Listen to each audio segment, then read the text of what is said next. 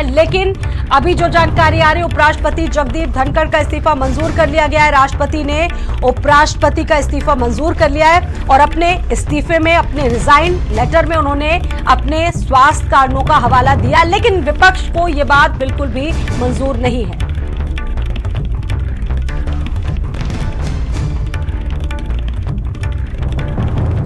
सबसे ज्यादा टाइमिंग को लेकर सवाल उठ रहे हैं कि मॉनसून सत्र चल रहा है और सत्र के बीचों बीच ये चीजें हुई। स्वाति पाठक हमारे साथ मौजूद है इस बड़ी खबर पर बातचीत करने के लिए। स्वाति, अभी क्या अपडेट है इस बड़ी खबर पर, और खबर यह भी है कि मंजूर हो गया उनका इस्तीफा। जी बिल्कुल, देखिए उपराष्ट्रपति जगदीप धनखड़ का इस्तीफा स्वीकार कर लिया गया है और राष्ट्रपति ने इस्तीफा स्वीकार किया है, ये खबर इस वक्त सामने आ रही है। लेकिन सवाल इसलिए उठ रहा है कि मॉनसून सत्र की शुरुआत कल हुई और रात होते होते इस्तीफा पत्र सामने आ गया, इसलिए सवाल उठ रहा है कि शाम तक जगदीप धनखड़ पूरी तरह से स्वस्थ थे। ये विपक्षी पार्टियों के जो सांसद है, खासतौर पर राज्यसभा सांसदों की बात करते हैं, तो ऐसे में जो स्वास्थ्य का हवाला दिया गया, इस पर विपक्षी पार्टियां सवाल उठा रही है कि वजह कोई और हो सकता है। लेकिन आज दूसरा दिन है मॉनसून सत्र का और ये भी खबर आ रही है कि जगदीप धनखड़ अपने इस्तीफे पत्र को लेकर अडिग है और वो पुनर्विचार नहीं करना चाहते हैं, क्योंकि कांग्रेस पार्टी ये कह रही है और विपक्षी पार्टियां कह रही है कि उनको सोचना चाहिए अपने इस्तीफे पर। लेकिन जगदीप धनखड़ ने अपना इस्तीफा दे दिया है और स्वास्थ्य कारणों का हवाला दिया गया। लेकिन दूसरी तरफ विपक्षी पार्टियां सवाल उठा रही हैं कि जब पूरी तरह से स्वस्थ थे और बीएससी की मीटिंग चूंकि कल होनी थी, दोपहर में ये खबर आई थी सुबह के वक्त कि दोपहर में बैठक होगी, लेकिन दोपहर की बैठक को शाम में किया गया और शाम में उस बैठक में जेपी नड्डा नहीं पहुंचे। ये कांग्रेस पार्टी सवाल उठा रही है कि इसकी जानकारी भी जगदीप धनखड़ को नहीं दी गई थी, जबकि ये सामने आया है कि जेपी नड्डा की ओर से उनके कार्यालय को ये जानकारी दी गई थी। लेकिन कुल मिलाकर जिस तरह से सदन की कार्रवाई शुरू हुई, सभापति के तौर पर कल वो जिम्मेदारी निभा रहे थे और उसके बाद जो है अचानक रात होते होते उनका इस्तीफा पत्र सामने आ गया। इसीलिए विपक्षी पार्टियों की ओर से इस पर सवाल उठाया जा रहा है कि क्यों नहीं सत्ता पक्ष के किसी नेता ने उनका हालचाल जाना। अगर वो बीमार चल रहे थे, वो बीमार थे, तो ऐसे में ये सवाल उठाया जा रहा है। और सदन का दूसरा दिन है, लेकिन इस्तीफा उनका स्वीकार कर लिया गया है। राष्ट्रपति ने उनका इस्तीफा स्वीकार किया है और कल ही आपने देखा था कि उन्होंने स्वास्थ्य कारणों का हवाला दिया था, मेडिकल एडवाइस शब्द का जिक्र किया गया था, तो ऐसे में इस्तीफा अब स्वीकार कर लिया गया है। बिल्कुल, और जो विदाई भाषण होता, अगर हम औपचारिकताओं का जिक्र करें स्वाति, विदाई भाषण भी नहीं देंगे जगदीप धनखड़, ये बात भी निकल कर सामने आ रही है। एक ट्वीट किया गया है कांग्रेस सांसद की तरफ से, जयराम रमेश की तरफ से, उसमें वो अंदरूनी कलह की बात भी कर रहे हैं स्वाति, उसको लेकर और क्या अपडेट है?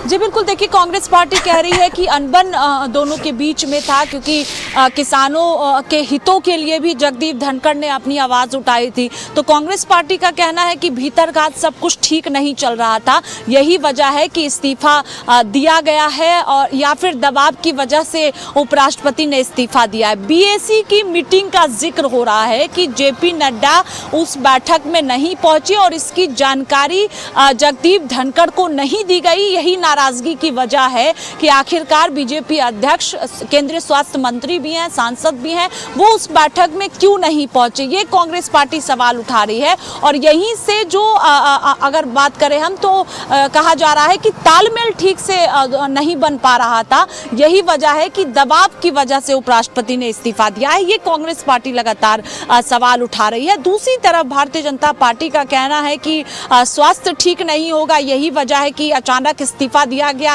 अनुप्रिया पटेल ने तो यहाँ तक कहा कि जिस तरह से विपक्ष चौंका है, उसी तरह से सत्ता पक्ष भी चौंका है।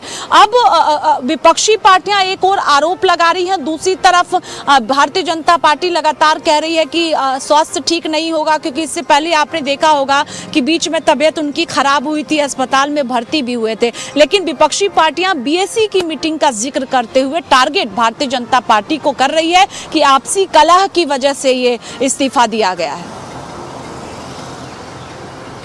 मानसून सत्र का पहला दिन था। कल आपने देखा होगा विपक्षी पार्टियों को जिस अंदाज में वो डांटते फटकारते हैं। कल सत्ता पक्ष के भी कई सांसदों को उन्होंने डांटा जब वो हंगामा चल रहा था, और उसके बाद रात को सडनली ऐसा हो जाएगा, मतलब किसी ने सोचा नहीं था कि वहां तक जाएगी ये चीजें। 2027 में इनका रिटायरमेंट होना है।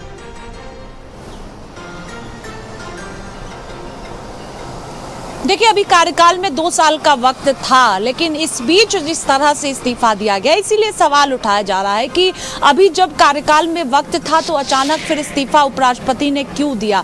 कल अगर सदन की कार्रवाई की बात करते हैं तो खास तौर पर राज्यसभा सांसदों का जिक्र कर रहे हैं, क्योंकि सभापति के तौर पर वो जिम्मेदारी सदन में निभा रहे थे। तो ऐसे में राज्यसभा सांसदों का कहना है कि वो पूरी तरह से स्वस्थ थे, तो फिर रात में इस्तीफा पत्र सामने क्यों आया, ये सवाल उठाया जा रहा है। और इसलिए भी सवाल उठ रहा है क्योंकि 2027 में कार्यकाल खत्म हो रहा था, तो तमाम जो विपक्षी पार्टियों के सांसद हैं वो सवाल उठा रहे। आपने देखा कि पश्चिम बंगाल के राज्यपाल के तौर पर जब काम किया गया था तो ममता बनर्जी, और राज्यपाल के तौर पर जब काम कर रहे थे जगदीप धनखड़, ठीक है, जरा 10 दिन पहले हम लेकर चलते हैं। लेकिन ये कहा जा रहा है कि दोनों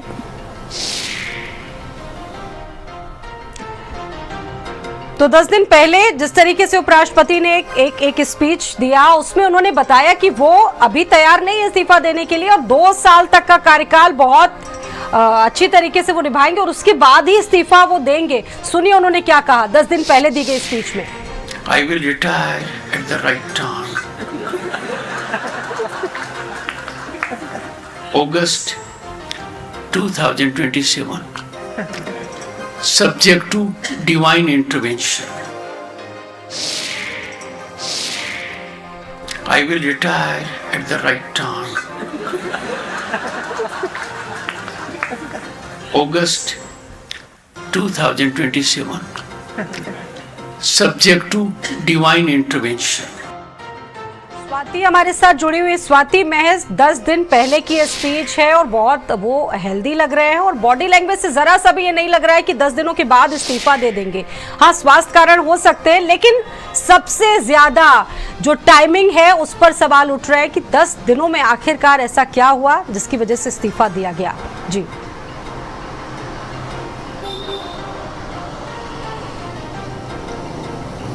जी बिल्कुल, देखिए इनका ये बयान काफ़ी वायरल हो रहा है, क्योंकि अचानक ऐसा क्या हुआ कि इस्तीफा देना पड़ा। ये भी कहा जा रहा है कि कुछ लाइन हटकर लगातार उपराष्ट्रपति बयान दे रहे थे। पिछले दिनों को अगर आप देखिए तो जो है वो जजों को लेकर बयान दिया गया था, उससे पहले किसानों को लेकर हितों में बयान दिया गया था आंदोलन के वक्त। अभी प्रधानमंत्री नरेंद्र मोदी ने एक्स पर पोस्ट किया है और लगातार जिसका जिक्र हम लोग कर रहे हैं कि विपक्षी पार्टियों की ओर से कहा जा रहा था कि अब तक किसी ने उनके स्वास्थ्य को लेकर क्यों नहीं कुछ कहा। तो प्रधानमंत्री नरेंद्र मोदी का अभी जस्ट एक एक्स पर पोस्ट आया है और उन्होंने ट्वीट किया है कि जगदीप धनखड़ जी को भारत के उपराष्ट्रपति सहित कई भूमिकाओं में देश की सेवा करने का अवसर मिला है और मैं उनके उत्तम स्वास्थ्य की कामना करता हूं। ये प्रधानमंत्री नरेंद्र, इस पर विपक्ष इन तमाम चीजों को डाइजेस्ट नहीं कर पा रहा है कि आखिरकार रिजाइन क्यों दिया गया। अब ये बताइए कि उपराष्ट्रपति की रेस में कौन अगला नाम होगा, क्योंकि सत्र चल रहा है, किसका नाम आप सबसे आगे देख रही हैं स्वाति?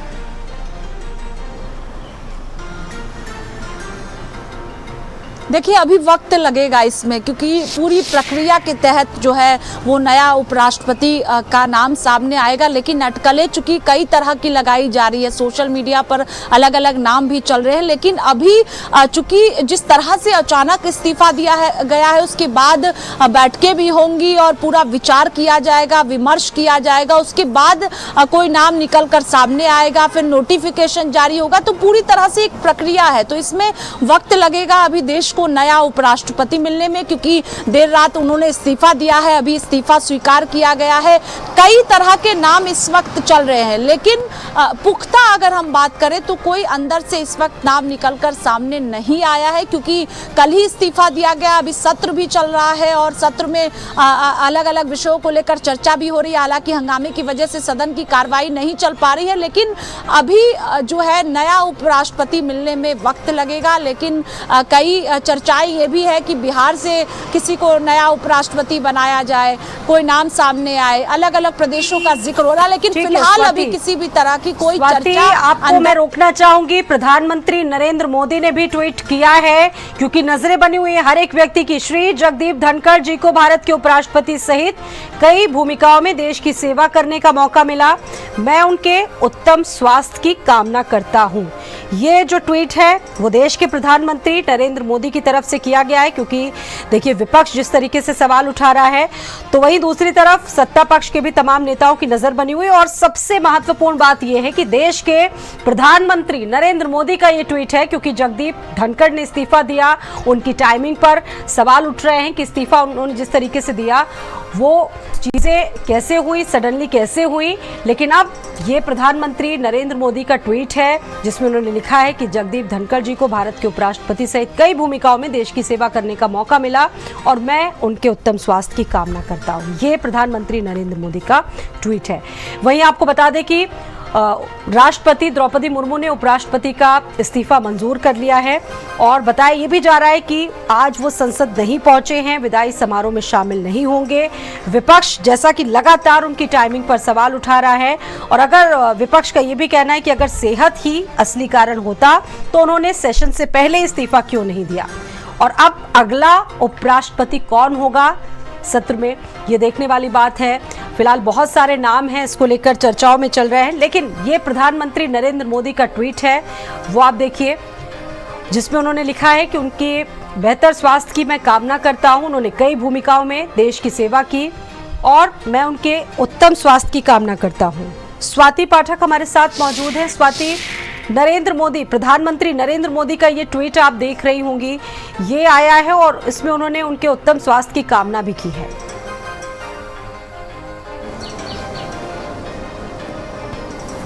जी बिल्कुल, देखिए क्योंकि इस्तीफा पत्र में स्वास्थ्य कारणों का हवाला दिया गया था और कहा गया था कि स्वास्थ्य ठीक नहीं है, मेडिकल एडवाइस दिया गया है, इसी वजह से वो अपना इस्तीफा दे रहे हैं। और सभी का आभार भी उपराष्ट्रपति द्वारा जताया गया था। राष्ट्रपति की बात करें, प्रधानमंत्री की बात करते हैं तो आभार जताया गया था इस्तीफा पत्र में। और अभी प्रधानमंत्री ने खुद एक्स पर पोस्ट किया है और ये विपक्षी पार्टियां दूसरी तरफ लगातार इस पर सवाल उठा रही थी कि अगर स्वास्थ्य उनका ठीक नहीं है तो क्यों मतलब अब ये एक तरह से क्लियर हो चुका है प्रधानमंत्री के ट्वीट आने के बाद कि मतलब अब अगला उपराष्ट्रपति ही मिलने जा रहा है देश को। जो संभावनाएं थी, वो जो अटकलें थी, वो पूरी तरह से खत्म हो चुकी हैं। अब अगला उपराष्ट्रपति मिलेगा।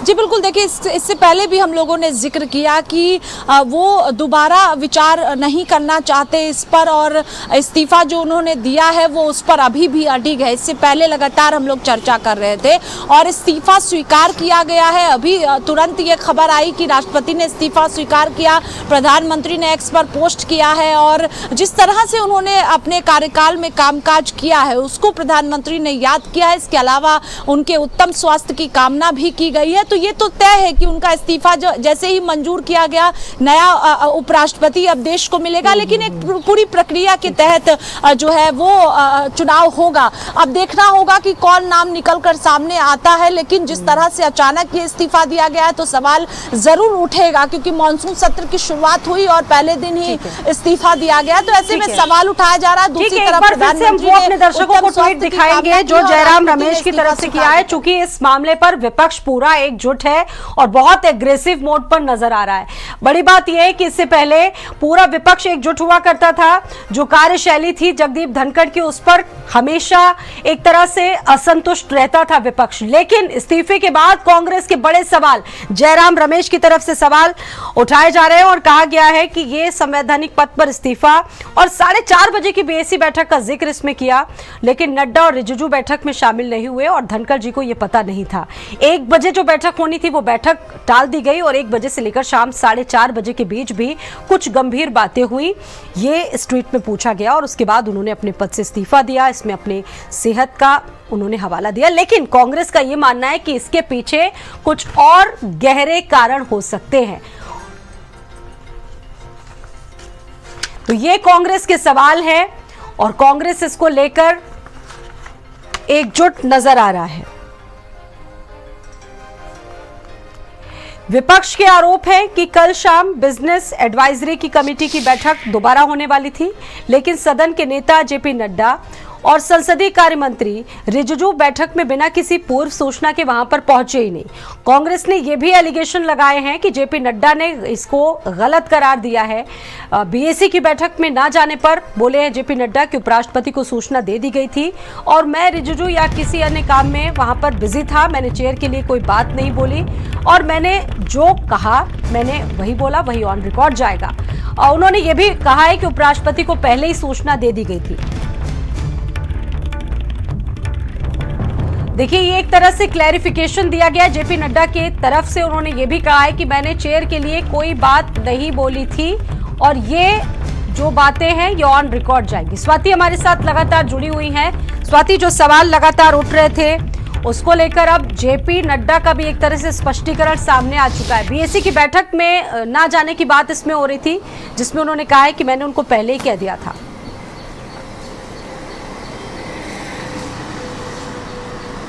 जी बिल्कुल, देखिए जेपी नड्डा का ये बयान सामने आया क्योंकि लगातार टारगेट उनको विपक्षी पार्टियों की ओर से किया जा रहा था कि बीएसी की मीटिंग में जेपी नड्डा नहीं पहुंचे, ये टारगेट उनको किया जा रहा था। और ये बयान सामने आया है कि चूंकि ये जानकारी दे दी गई थी, क्योंकि कांग्रेस पार्टी का कहना था कि जानकारी नहीं दी गई थी उपराष्ट्रपति को कि जेपी नड्डा वहां पर नहीं पहुंचेंगे, क्योंकि दूसरी बार वो मीटिंग बुलाई गई थी। एक बार दोपहर में बैठक तय हुई थी, लेकिन फिर उसे शाम में कर दिया गया था और शाम में जेपी नड्डा उस बैठक में नहीं पहुंचे, ये जानकारी नहीं दी गई थी, ये कांग्रेस पार्टी लगातार कह रही थी। लेकिन जेपी नड्डा का कहना है कि उनके कार्यालय को पूरी जानकारी दे दी गई थी कि वो इस बैठक में नहीं पहुंच पाएंगे, व्यस्तता के कारण वो नहीं पहुंच पाएंगे, ये जानकारी दी गई थी। तो साफ तौर पर जेपी नड्डा का बयान और स्पष्टीकरण आ गया है, क्योंकि लगातार इस पर टारगेट जेपी नड्डा को किया जा रहा था कि क्यों वो बैठक में नहीं पहुंचे, और इसी को अंदरूनी कला कांग्रेस पार्टी लगातार कह रही थी। लेकिन बयान सामने आ गया है, प्रधानमंत्री ने एक्स पर पोस्ट भी कर दिया है, लेकिन अभी ये यहीं पर नहीं थमेगा, क्योंकि सत्र में सभापति का जो कामकाज होता है वो आप जानती हैं कि राज्यसभा में मुख्य भूमिका के तौर पर उपराष्ट्रपति होते हैं। और जिस तरह से मॉनसून सत्र के पहले दिन ये इस्तीफा हुआ है, तो ऐसे में सवाल जो है